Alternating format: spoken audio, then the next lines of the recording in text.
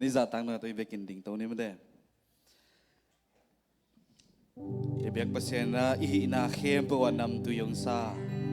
อีน่ะไม่ได้บางจัตตานเขียลินโมมันอมหิตาเลงอามาอีน่ะเอาสามีน้องงักเดินตอนถึงตัวเบกเปอร์เซ็นต์พัดตัวคอมพัดตัวคอมเสียจะดีเฮียอาเมน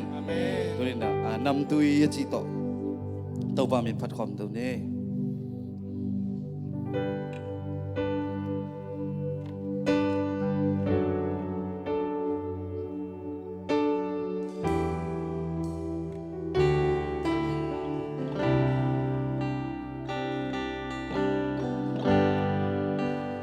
Alam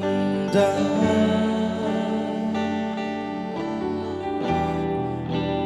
Leitung natesa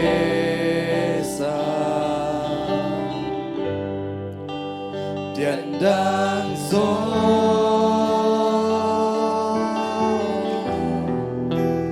Giêsu hồng inahi Nào nghe ba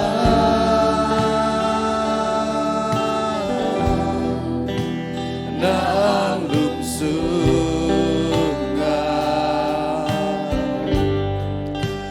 Kakana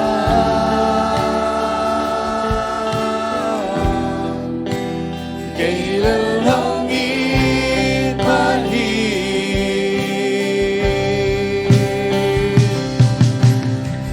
Namaya ng tuy na naikin Namaya kilong na naikin Namaya hoy nakin naikin Kahina bang ng tuy nung sa Kahina bang kilong nung sa Kahina bang hoy nung sa Namaya ng tuy na naikin Namaya ng tuy na naikin Namaya kilong na naikin Namaya hoy nakin Kahina bang ng tuy nung sa Kahina bang kilom nung sa Kahina bang hoy nung sa Alam dah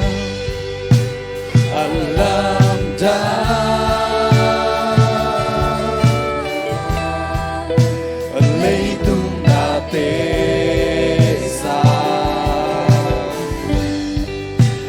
Tiandang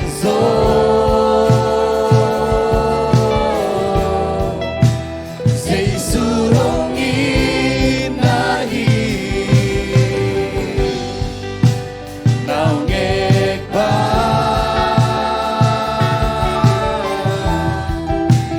Na ang lumsunga Kakana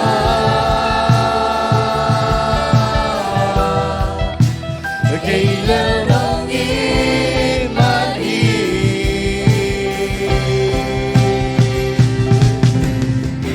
Namaya ng tuy na naikin Namaya kilong na naikin Namaya hoy nakin naikin Kahina bang ng tuy nung sa Kahina bang kilong nung sa Kahina bang hoy nung sa Namaya ng tuy na naikin Namaya kilong na naikin Namaya hoy na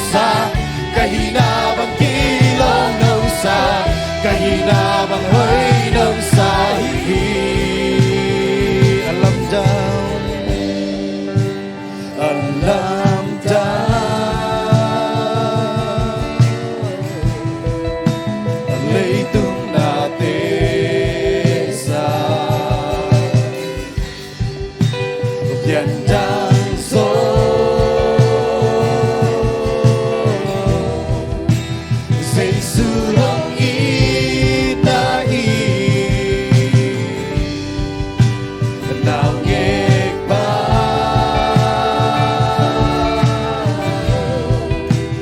na ang lungsod na katana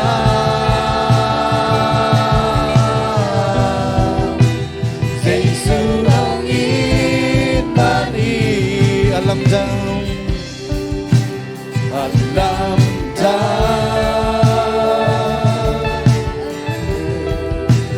Laytung natin sa Obyandang sa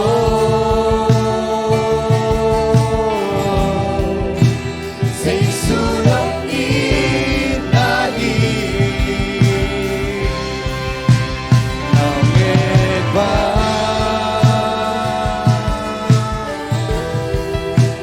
na ang lungsod na katana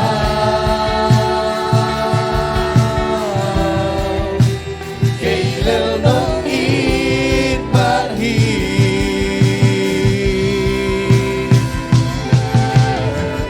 namaya ng tuy na naigay namaya kilong na naigay namaya ho'y nakin kahinabang ng tuy ng sa kahinabang ilong ng sa kahinabang ho'y ng sahi namaya ng tuy na naigay namaya kilong na naigay namaya ho'y nakin kahinabang ng tuy ng sa kahinabang ilong ng sa kahinabang ho'y ng sahi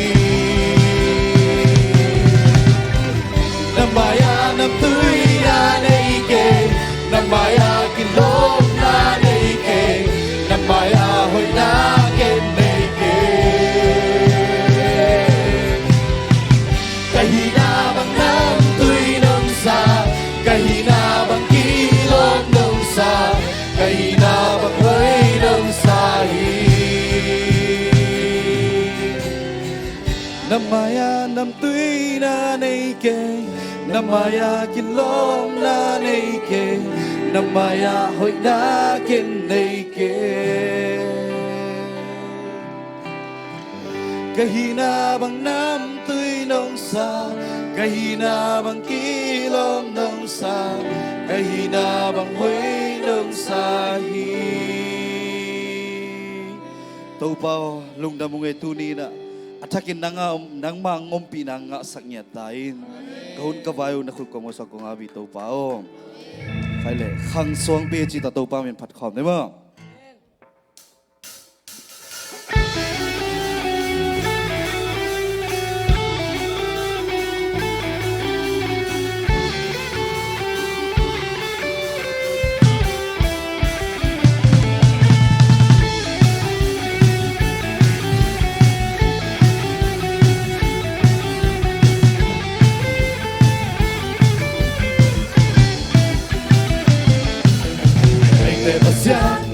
magpasyan ang umlogi ang mamigme pati ilonghi nagkukyan na swampi kililonghi ang amonway chumana moninghi ay demasyan magpasyan ang umlogi ay demasyan magpasyan ang umlogi Wapampe, pati ilongin Ekukyan na swampi, kililongin Ang mawanwan, chumana moningin Ay demasyan, magpasyan ang ulo Kansompi, o sa isu swampi Kansompi Say so swampi,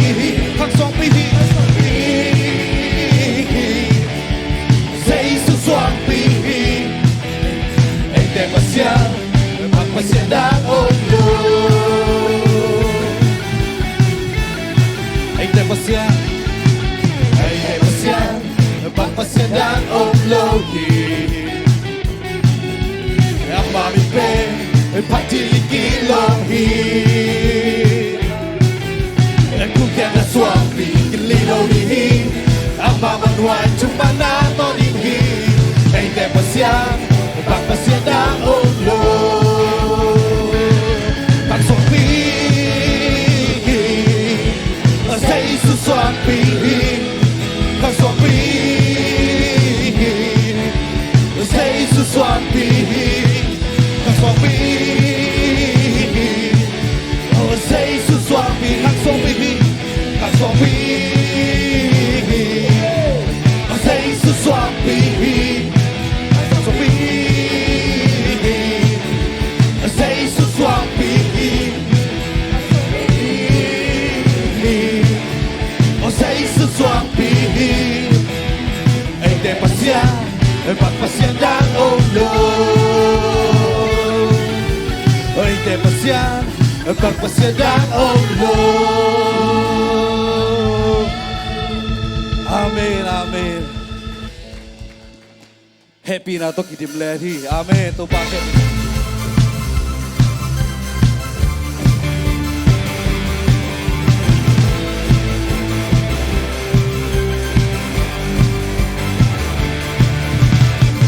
Nandun ka sa galing, nakita ba'y buwan? Lumok sa panahon, doon pinasultan.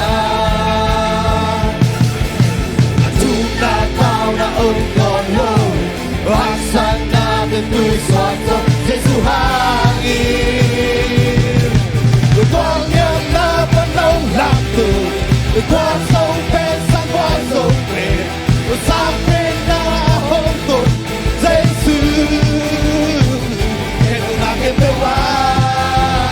happy na to dimle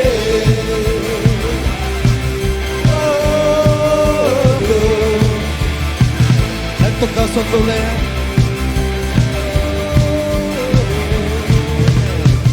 Ito ka sa tulen Nakipagbayuan Lumang sa panahon Nung pinasukan Tunataw na ongalo Haksan natin tu'y swakso Jesuhangin Tunataw na ongalo Tunataw na ongalo Haksan natin tu'y swakso Jesuhangin Tunataw na ongalo Tunataw na ongalo Haksan natin tu'y swakso Jesuhangin Tunataw na ongalo Tunataw na ongalo Haksan natin tu'y swakso Jesuhangin Kual niya naman ng lamto Igual sa pesa, igual sa pe Usapin na akong to Jesus Kaya mo nakitawa Tunataw na ongalo Tunataw na ongalo Haksan natin tu'y swakso Jesuhangin Tunataw na ongalo Haksan natin tu'y swakso Jesuhangin Tunataw na ongalo Haksan natin tu'y swakso Jesuhangin Tuwang yan na panong lamto Igual sa pesa, igual sa pen Usapin na ahong ton Jesus Kaya mo nakitawa Tunataw na ongalo Haksan natin tu'y swakso Jesuhangin Tunataw na ongalo Haksan natin tu'y swakso Jesuhangin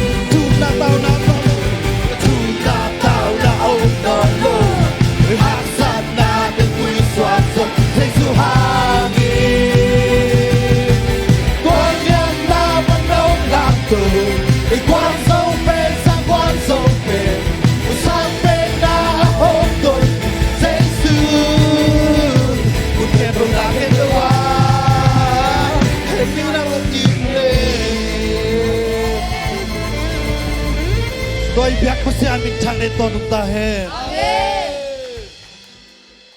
hon pa Giêsu chi to pa min phat khom lai dia amen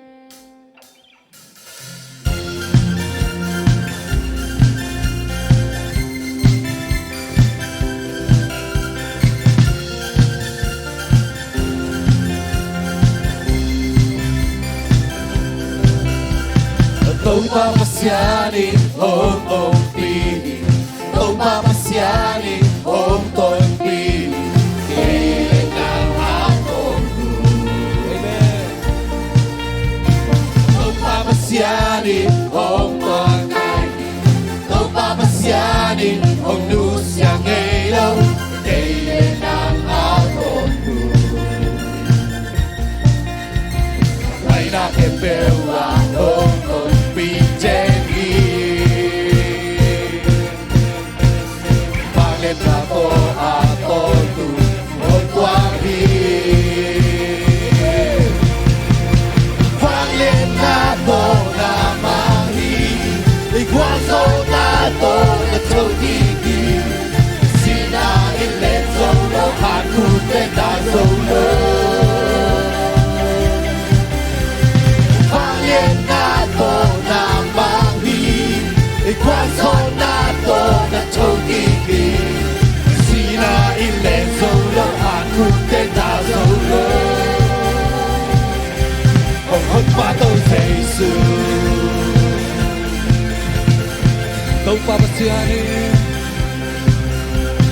Tong papasiani om pi Tong papasiani om ton pi Kailan ang akong Tong papasiani om patay Tong papasiani om lusya ngayon Kailan ang akong Kapay na kipewa om pijengi Pangin na to ako om kuwari Pangin na to kamami Ikwazo na to na togigi Sina ilen solo aku tenda solo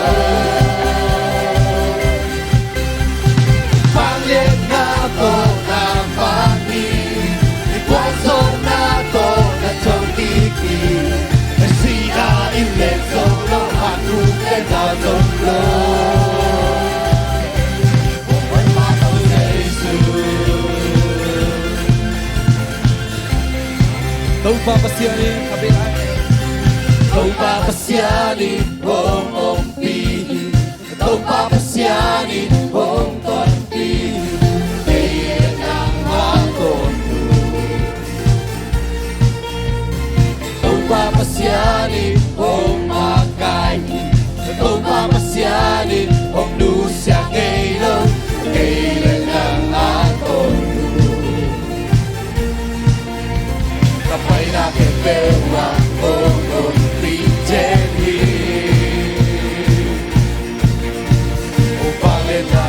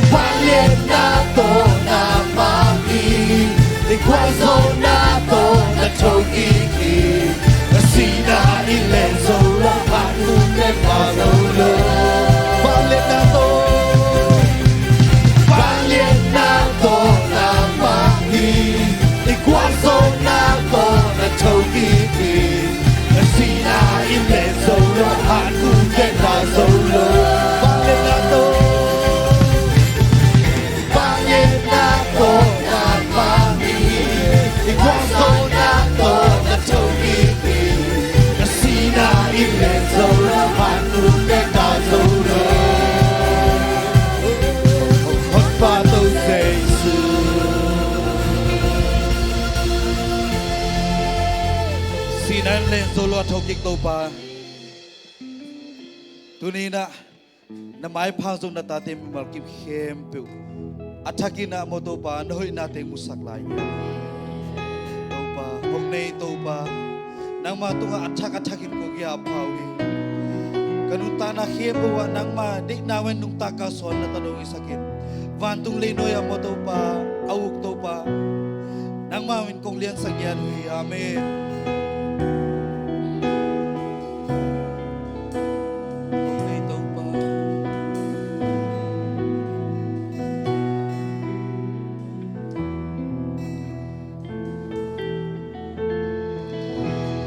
van tung le noya o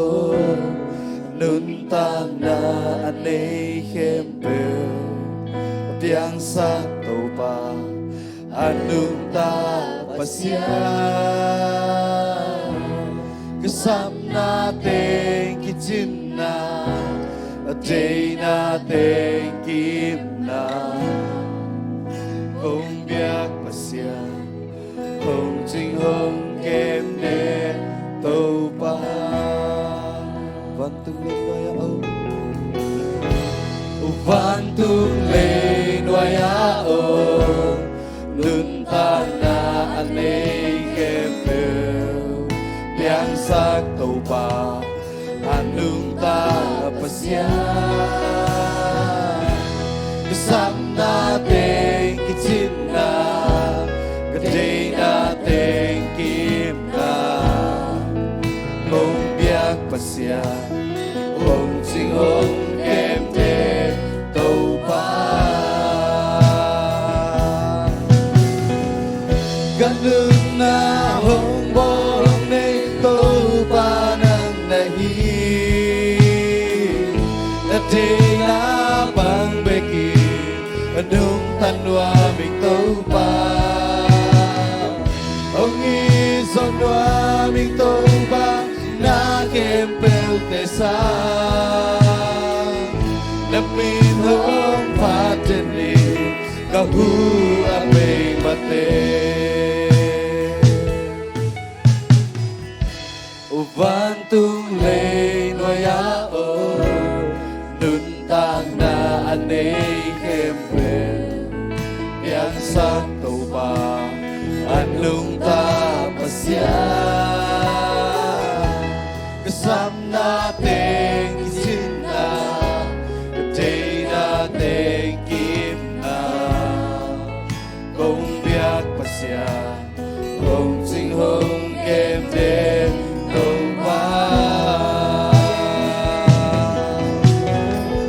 kanun na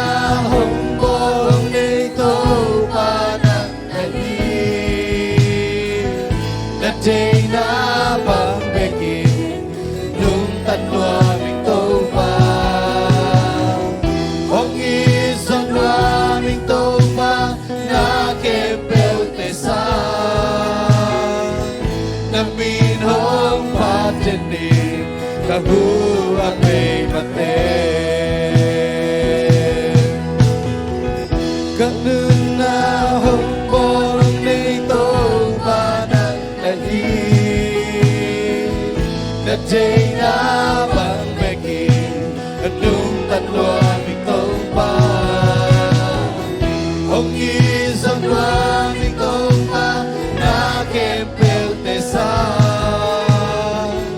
na min hong pa teni ka hu a pe mate ganun na hong bolong nei tàu pa na na day na bang beki nung tanwa mình tàu pa ông y son wa mình tàu pa na kem pel te sa